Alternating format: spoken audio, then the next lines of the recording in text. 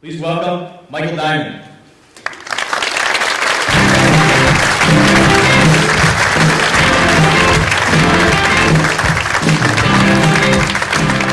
All right. Thank you very much. I'm really fired up to be here. What an interesting topic. And I'm going to talk to you about three things because I don't have a ton of time. The three things are this. I'm going to talk to you a bit about how I think the world is changing in some really important and fundamental ways, and ways that we should pay attention to. Secondly, as the intro said, I've been through a lot of innovations, successes, and failures. Some of those failures have been very expensive. I'm going to share a couple of observations about consistencies I've seen in innovative organizations. And then third, I'm going to talk a bit about timing and place. Why here, why now, from an innovation perspective. So first thing, innovation is a huge topic, and there's a lot to talk about. If you think about the old adage that originated out of the Indian subcontinent a couple hundred years ago, in terms of a group of blind men who happened upon an elephant, and they all holding different parts of the elephant, and they all describe it differently. And that's very much the world we live in today. The world is changing so incredibly fast. It's hard for us to get our arms around it and hard to understand it. And I'm metaphorically just as blind as any of you. And I have one perspective, but it's a certain perspective, and I want to talk about that perspective and offer some of my observations exactly that way, as observations, and offer it up for your consideration. So first, I've lived sort of a double life in my career. I've lived in the Fox Valley most of my life. I've worked in the Silicon Valley most of my career. And it ends up being kind of an interesting dichotomy in the sense that people who I live around aren't sure exactly what I do for a living, and people who I work with aren't exactly sure where I live. And people in California they think that Wisconsin, they're pretty sure it isn't, doesn't border North Dakota, but they're not entirely sure, right? Because a lot of them are from Connecticut, not from California, by the way. For any of you who are going to California, they're all from somewhere else. Right now, I work for a company named MyTech, which is a really, really cool company.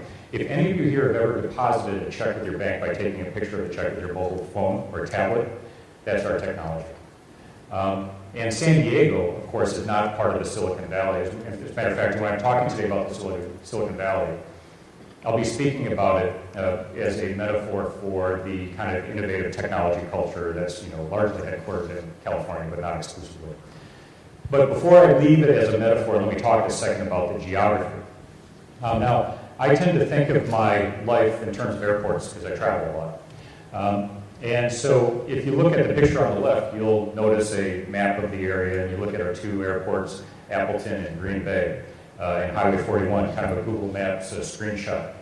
On the right side is the Silicon Valley. It's bordered by the SJC is San Jose. That's the San Jose airport on the south. And a little bit further north is the San Francisco airport. Now, the Silicon Valley in and of itself has spilled out into other regions, up into the city of San Francisco, Marin County, the East Bay, and other parts of it. But by and large, the heart of the Silicon Valley that you hear about, the Cupertinos and Mountain Views and Redwood Cities and so forth, those are right along that blue line, which is Highway 101. Also, one interesting thing about the Silicon Valley is its heritage is agricultural. It was primarily fruit orchards before all the technology boom. And if you ever forget that, just remember this. By market cap today, the most valuable company in the world is in the Silicon Valley and is named after a fruit, apple, right? So it's ex-apple orchards. One other interesting thing, if you look at the mileage between those airports, they're within a tenth of a mile of each other. So it gives you an idea of the size. Just think of the size of our area and just add a few million more people, and you basically have kind of what it feels like in the Silicon Valley. The world is changing in some really, really powerful and interesting ways. And for those of us who live in a developed world where we have landline phones and so forth, it's hard to fully grasp how much the mobile world has changed a lot of people's lives. Right now, there are approximately 6 billion, with a B, billion mobile connections. And that's roughly about the number of people there are on the planet. Now, certainly not everybody has a mobile phone, but many do, most do. And as a matter of fact, you have people with multiple connections and so forth. But it's unbelievable. China accounts for 1 billion of those 6 billion connections. India will be crossing their 1 billion connections this year. And the power dynamics in those countries is changing dramatically. You see the picture of a farmer here. people who were disempowered from any sort of financial inclusion, people who had to live exclusively in a cash-based society, people in Kenya who could not get money back to their families in a village, farmers in India who had no ability to check on what the price was in the marketplace before they brought their crops in. All those people are empowered by the mobile world. And it's really, really interesting to see. Another thing to consider is that the OECD predicts that they project that the middle class of the earth, which right now is roughly 2 billion people, by 2030 will be 5 billion. Another 3 billion will join the middle class. And with that will be a lot of spending and a lot of opportunity and a lot of new market entrants that we should all consider. The other thing here is you see in this pie chart that the disproportionate amount of growth is going to happen in Asia. And so that's something to be considered. I think as we go forward and we think about our young people, many of us, I had the opportunity to backpack through Europe in my college days for a little while. I think over time we'll want to try and encourage our young people to get to Asia, because as I tell my own children, that's where the action's at, in terms of the next several decades. Another interesting observation that struck me anyway in working out in the Silicon Valley is that the Silicon Valley, of course, is a magnet, if you will, for entrepreneurs, and they come from all over the world. And once they're there, what I noticed many years ago is they come and then they stay, and they establish a nice life, and it was all good. Now I've been noticing the last few years is they're coming and they're going back home after they establish some success. And the reason why, back to that movement of the world's middle-class population, is that back home is becoming a nicer place to live than it used to be, and they're not fleeing their homeland, they're looking to go back, and they're coming back with capital, and they're starting their businesses. And it's even moving to people who aren't moving to the Silicon Valley in the way they used to. Now, the Silicon Valley will continue to be a huge magnet because there's a lot of capital there, there's a lot of creativity, it's an interesting place. But the irony of the Silicon Valley is that the sum total of all of their efforts and all of their innovation causes people to not have to go there anymore. And so that's a really great thing for a lot of areas, including this one. No single zip code or collection of zip codes has cornered the market on innovation. It's freely available to all. And the tools are there now for us to move quickly. I wanted to, just for fun, take a step back in time to 10 years ago from today. And I want to talk about these three companies. In 2003, Google was a private company. It had not yet gone public. It was not going to go public until 2004. It was 3 long years away from passing Yahoo for search engine traffic. So Yahoo is much bigger than Google in 2003. Now we fast forward to today. In the last earnings that Google just came out with, they reported top line revenues of $14 billion. Now let's look at Facebook. 10 years ago, Facebook didn't exist. Those of you who've seen the Social Network movie, Mark Zuckerberg didn't start goofing around in his college dorm room until later that year, in October. And the company recently went public, as a lot of people know, and one of the metrics they're tracking for analysts on Wall Street is monthly active users. And in this most recent quarter, they reported 1.11 billion monthly active users. Now let's look at Twitter. Twitter, 10 years ago, did not exist. It wasn't going to start even until 2006. Today, statistically, there will be 150 million tweets today. So, and by the way, I often think with Twitter, if I were a mullah in Iran, what would I be more worried about, the US Air Force or Twitter? And it'd probably be more Twitter, honestly. It's amazing how that's grown. So what's the point? Because a lot of us go to conferences and people say, oh, Google's big and Facebook is new and all that. And that's not, in and of itself particularly insightful. So what's the point for us? Number one, even if you or your companies don't participate in an active way with social media, your customers, your partners do, and here's another thing to consider, your employees do, and your new employees do. And when those employees come in, they expect to live in a digital culture. There's a phrase, digital native, for younger people that are coming along.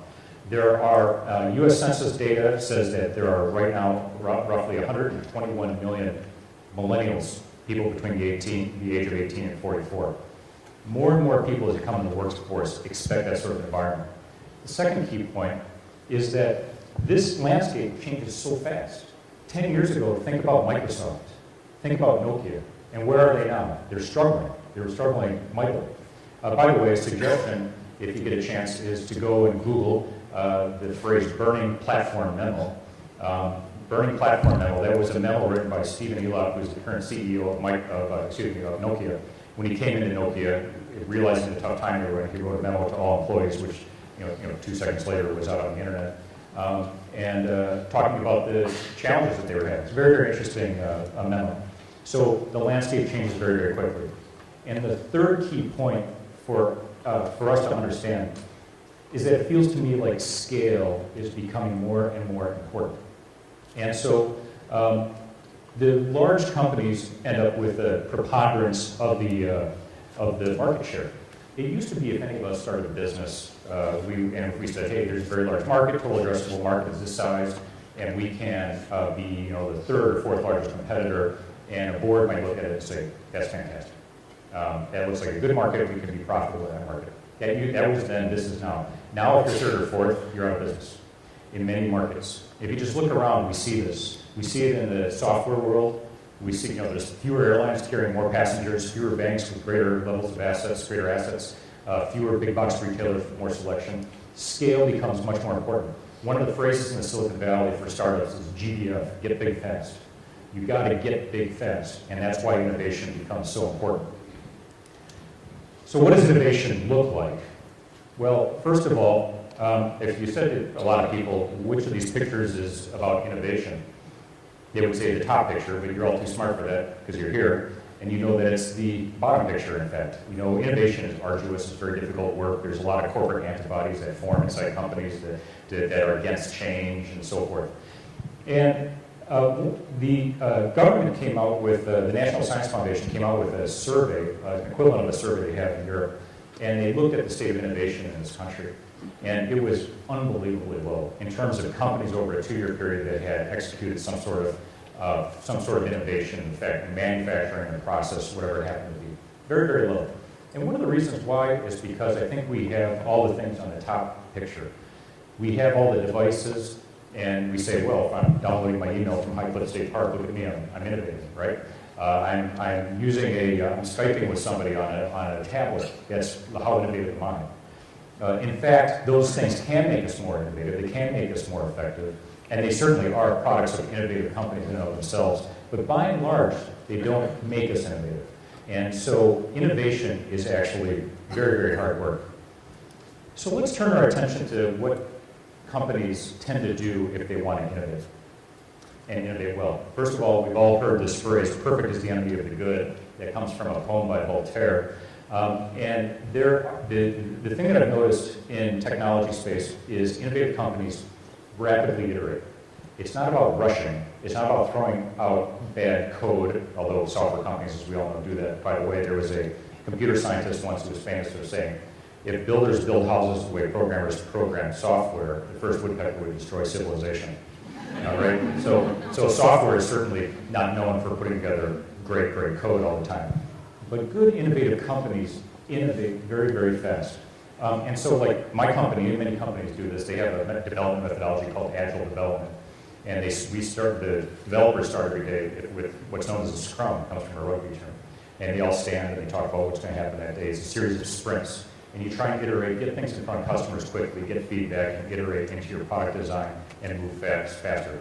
By the way, I think Admiral Nimitz also did this. If you want to shorten your business meetings at work, hold them standing up. Business meetings get a lot shorter when people aren't sitting.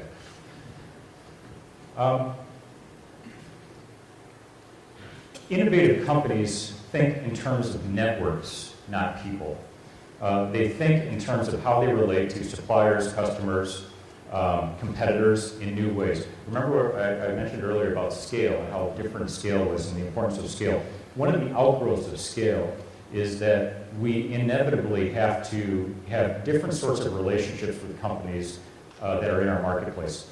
You've probably heard the term of I'm frenemies with that company, right? Because we both compete and we cooperate, or we're in co-opetition, the two companies. I see more and more of that in what I do in the software world, and I'm sure that you're seeing some of that as well. Companies exist in ecosystems. And those ecosystems in our minds tend to calcify. And we have a harder time changing, and we have something that psychologists call an anchoring bias. It's a cognitive bias that causes us to think, because something is like this, it's always going to be that way. And I recommend that you go and rethink how you interact with key suppliers, key partners, and so forth. Know thyself. One of the questions I ask myself when I join a company or I work with a company as a partner is I think about the DNA. What is the DNA of this company? What are they really good? When you think about innovating and you think about changing, inevitably you expect your organization to stretch, to grow, to assume new skills, and for that to be uncomfortable, and that's natural.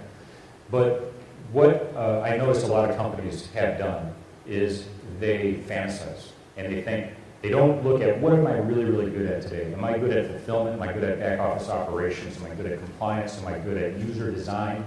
What is it that I'm really, really good at? And they tell themselves what they want to believe. I worked for a company that was probably really good at one thing, and it was really bad at a lot of other things, and it wanted to do a lot of those other things. And that company we raised and burned $150 million, gone.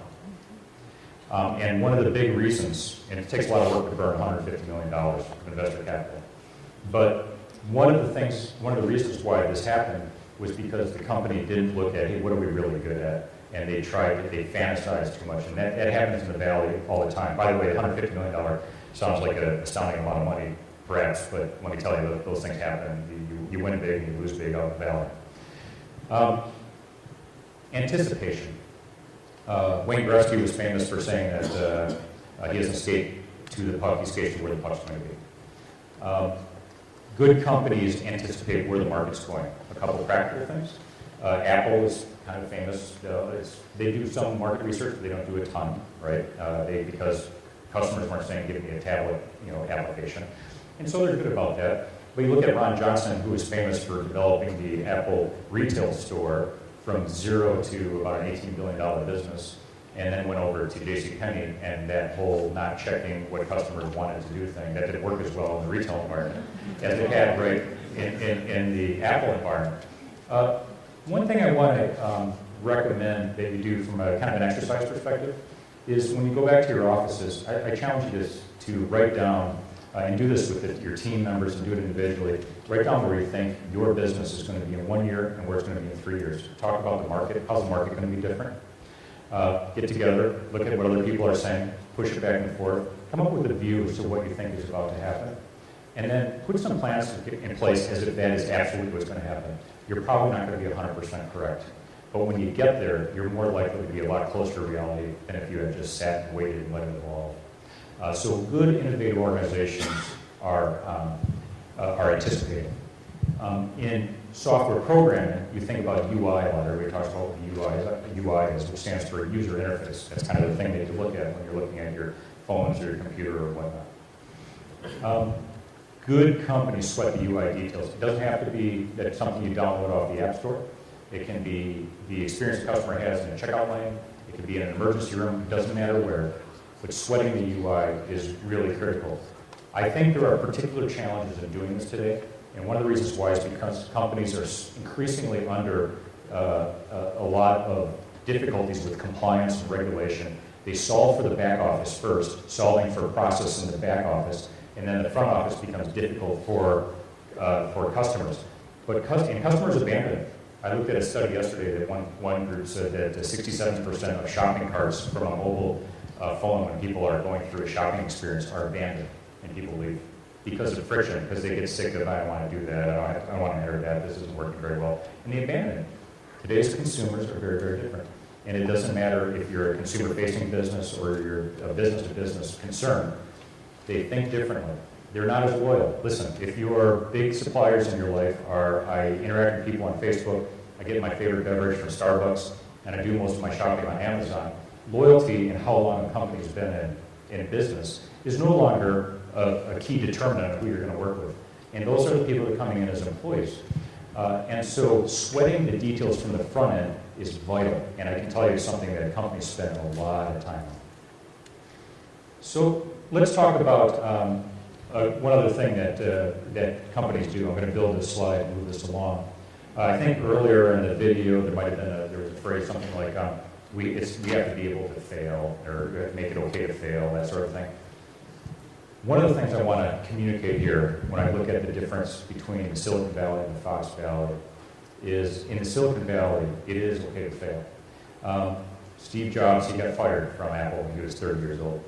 The thing on the bottom, FailCon, that's actually a conference for all entrepreneurs who failed that previous year, who get to come and talk about their failures. And other entrepreneurs come and everybody talks about failures and why we failed and what we did, what we should have done differently, and all that sort of thing. And in my job, I get lots of resumes from people who started companies and it didn't work out. They always run out of capital or something went wrong.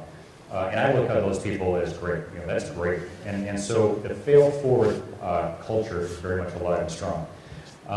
There's a venture fund in California called Bessemer Venture Partners. They have an anti-portfolio. All venture capitalists have a portfolio. They talk about the companies that they're invested in. But they have an anti-portfolio. And they put all the idiotic mistakes in it. Like one of them said, we had an opportunity to invest in a secondary stock offering for a company that was valued at only $60 million, but passed on it because it was outrageously expensive at $60 million. It was Apple. Swing and a miss. They said, stamps, coins, comic books, you've got to be kidding. eBay, pass, they missed.